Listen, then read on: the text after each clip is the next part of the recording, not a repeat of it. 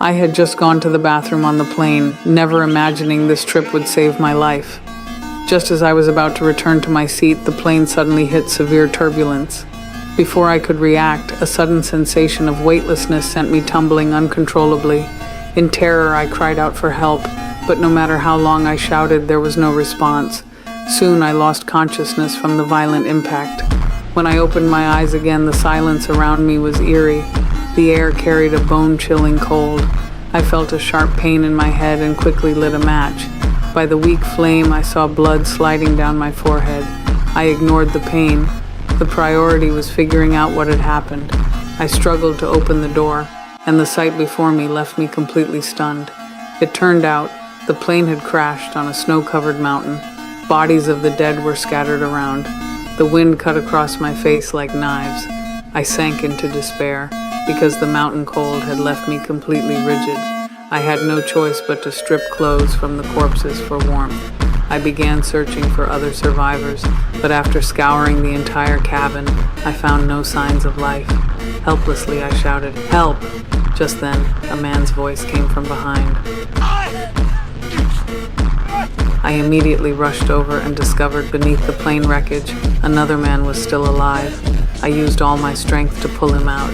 To keep him from freezing to death, we took shelter in the cabin, but it was completely exposed to the wind and snow, offering no protection from the cold.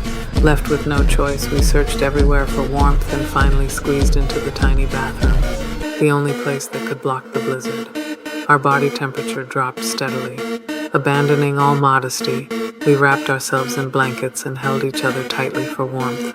Even so, he was still shivering. I pressed his hands against my chest, trying to raise his body temperature. With temperatures dozens of degrees below zero, this was the only way to survive.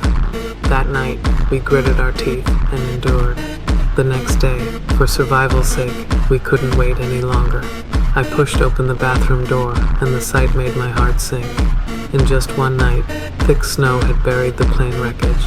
On such a remote mountain, rescue might never arrive in time. Before that happened, we might starve to death. I began to break down, even contemplating giving up, deciding to bury myself right there. Just then, another survivor, Xiao He, appeared. He encouraged me to pull myself together, asking me to think of my family.